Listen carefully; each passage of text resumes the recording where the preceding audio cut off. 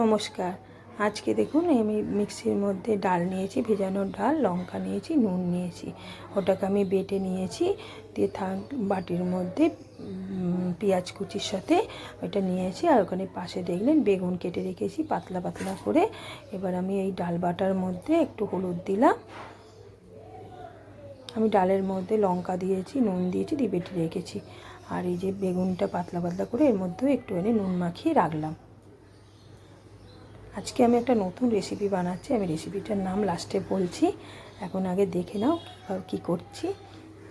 হলুদটা দিয়ে দিয়েছি এর মধ্যে, নুন তো দেওয়াই আছে, আর একটুখানি জিরে গুঁড়ো দিলাম, যেটা আমি জিরেটাকে ভেজে গুঁড়ো করে রেখেছি। একটু চিনি দিলাম, দিয়ে এটাকে আমি মাখিয়ে রাখছি।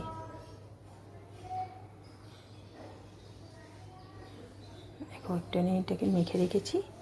এরপরে আমি এর মধ্যে একটুখানি বেসন দিলাম,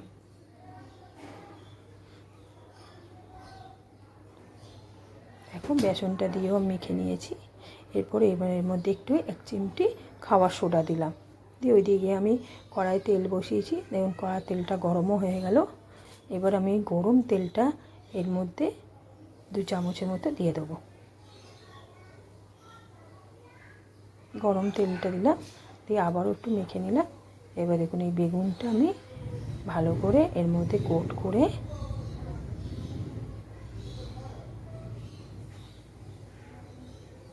দেখুন আমি তেলের মধ্যে ছেড়ে দিলাম একটা দিকে, আর একটু ওপর থেকেও দেব, দিয়ে ভালো করে 2 পিঠ ভেজে নেব।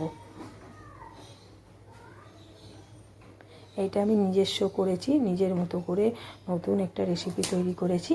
প্রথমবারই করলাম, দেখি কেমন লাগলো, আর করলাম বলে এটা আমি শেয়ারও করলাম সবার সাথে।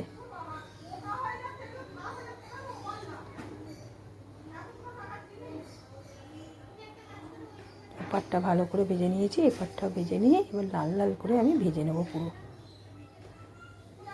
আগেও একটা ভেজে রেখেছি, আর একটা ভাজছি।